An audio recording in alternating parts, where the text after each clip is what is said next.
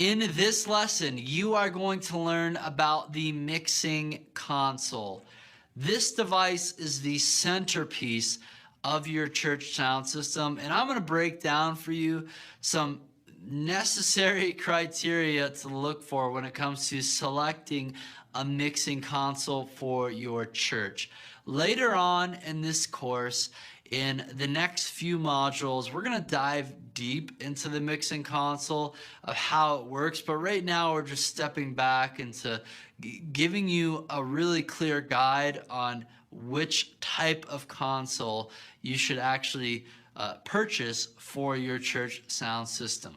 So here are the criteria you need to look for when it comes to selecting a mixing console. First, you need to make sure you're getting something that's quality and reliable. You do not want a mixing console that's just gonna break on you halfway through a worship gathering. And you just want to make sure that you do spend the extra money up front to get something that's going to last and function properly, rather than spending half the amount of money on something that's going to break and then you have to buy it again. And in the end of the day, you end up spending more time and more money on addressing those issues. So quality and reliability are very important. You also want to find something that's user-friendly. And what's great is a lot of these mixing consoles are becoming increasingly user-friendly. You don't need to have an advanced audio engineering degree to use these things effectively. But make sure when you're selecting a console that it is user-friendly. Make sure it's also budget friendly. You do not need a $50,000 mixing console at your church. If you're a mega church with 10,000 or more people, you have a budget of $10 to $20 million a year, then okay, maybe you can drop 50 grand on a mixing console.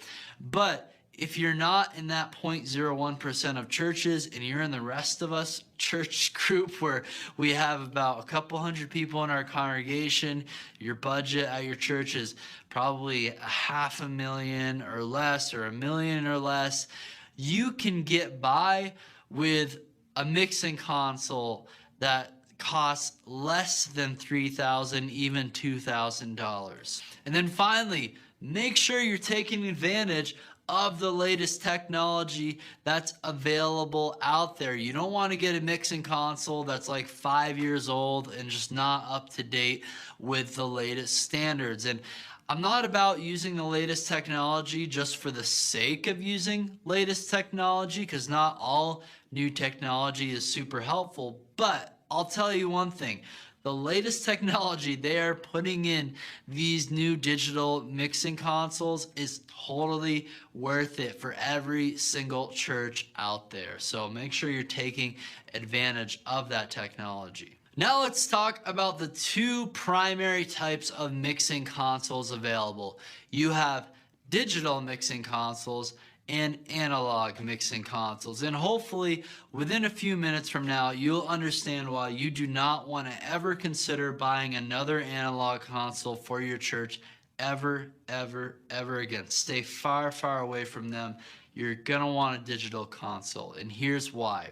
Here's the key benefits of going digital. First, you're gonna have built-in signal processing. So in the past, if you wanted to have signal processing for all the vocals and instruments coming into your digital sound console, if you wanted to be able to process things like having a compressor or a noise gate, things which you are going to learn are super important to creating a great mix, you would have to get external devices that you'd have to plug into your analog console, and you'd have to take up so much space in your sound booth with all these devices, and it could get incredibly expensive very quickly.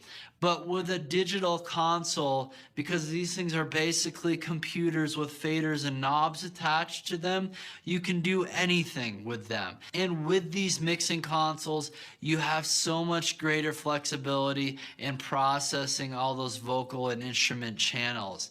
These mixing consoles also give you better routing options, because everything, once it comes into the console, even through an analog regular microphone jack or instrument jack, it gets converted to digital, and you can send that signal wherever you want, whether that's going to a subgroup or a submix, or whether that's going to your front of house speakers, your main PA, or that may be going to a monitor mix. It just gives you so much more flexibility in sending that signal to different destinations. And then it's also an efficient use of space. So on mixing consoles like this, you can actually have banks of faders that you can scroll through, like 1 through 16, and then 17 through 32. And so instead of having a mixing console that's like, 10 feet long or something like that, that takes up the whole tech booth table, you can have just as many channels in a smaller form factor. So it's a much more efficient use of space and easy to navigate. And it's going to help you when it comes to multi-track recording. It's becoming increasingly popular for churches to capture a multi-track recording of their band so they can create a live worship album or whatever they want with those multi-track recordings. And new mixing consoles make this so easy to do within seconds. And what's also great about digital mixing consoles is the ability to control them mobilely through different apps. You can plug a laptop into these consoles and control the parameters on a laptop. There's lots of great benefits with that. You can also use a tablet like an iPad, and you can actually have your sound person walk around the room and control the digital console. Or you can have your musicians control their in-ear monitor mix with a free app on their phone. It just blows my mind the convenience that we have with this mobile control.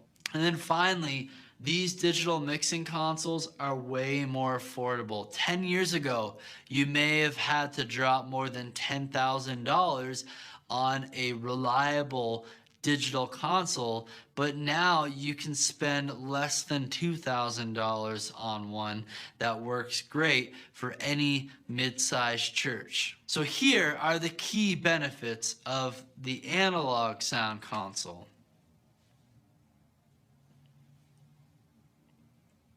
None. Stay away from the analog console. Maybe if someone at your church is like, oh, we need to stay analog because the sound just sounds truer and richer. That's not true. They actually have really nice preamps that are taking in the sounds on your mixing console. And those preamps are analog, and what it's doing is it's making sure it's converting that analog sound into a digital sound in a very high quality way, and then you can make and process these sounds in such a better way than you ever could with the analog board. With the analog board, you have to have all these different, EQ knobs and auxiliary send knobs and all that stuff for every single channel on the board. So this is incredibly inefficient, and I hope you guys understand. I'm just oddly passionate about helping churches in this area and making sure if you have an analog board, get rid of it tomorrow and get a digital console. And if you're trying to convince your pastor or someone why it's worth making this investment, ask them this question: why do you have a smartphone? You could just use an old school phone, like the landline phone. It still does the same thing. Like, you can make phone calls on it just like your iPhone. But ask them, why do you have a smartphone? Because of all of the other features it gives you. It's not just simply a smartphone. So in the same way, the digital mixing consoles, yeah, The analog ones do a lot of the basic functions that the digital ones do, but you can do so much more. It's going to save you so much time and headache. So there are a variety of digital mixing consoles out there that I think are a great fit for churches. So here are my recommendations, and it's really up to you and your personal preference on which ones you want to go with, but you can't go wrong with any of these.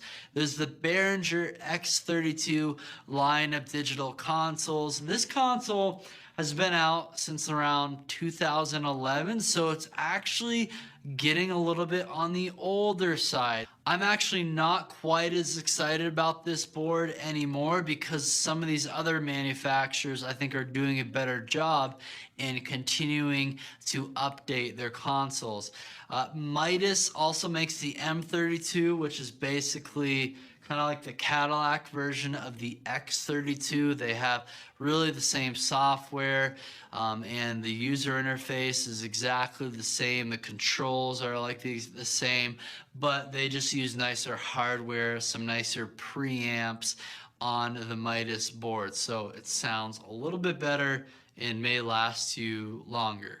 PreSonus makes the Studio Live series of digital sound consoles, and these sound consoles have come a long way. Definitely consider checking these ones out. Yamaha makes the TF series of sound consoles, and all of these, just to say, these are like less than $3,000. The Midas M32, if you get the full size one, that's like $4,000. It's a little bit more expensive, but these are all sub $4,000 to $5,000 digital sound consoles. So you can get the Yamaha TF series and then the Allen and Heath SQ series. This is another maybe more pricier, but you're going to get really great quality from Allen and Heath if you go with the SQ series. But in the end, here's my criteria. Make sure you get a digital sound console. Make sure it has at least 32 channels of inputs. It's going to give you plenty of space to grow as a team. Make sure you have at least 16 output channels for monitor mixes, as well as sending outputs to your main PA speakers and your subwoofers. And then make sure it has motorized faders so you can easily scroll through different banks of channels or monitor sends, and you can even save scenes. That's one of the other great things about these digital consoles is you can get a mix dialed in and you can save it. So each week you just recall that mix and you're not having to start from ground zero every single Sunday. So that is our brief intro to the mixing console, and really I just wanted to provide you with guidance and reasoning behind why you need to get a digital mixing console for your modern church worship ministry. And later on in this course, we're going to have a whole module where we dive deeper into how the actual processing and routing works in this mixing console, so you'll actually feel much more confident when you approach it. But in this module, I just wanted to cover for you why the mixing console is so important and why you need to make the right choice when you purchase one for your church, or if you're just making an upgrade at your church.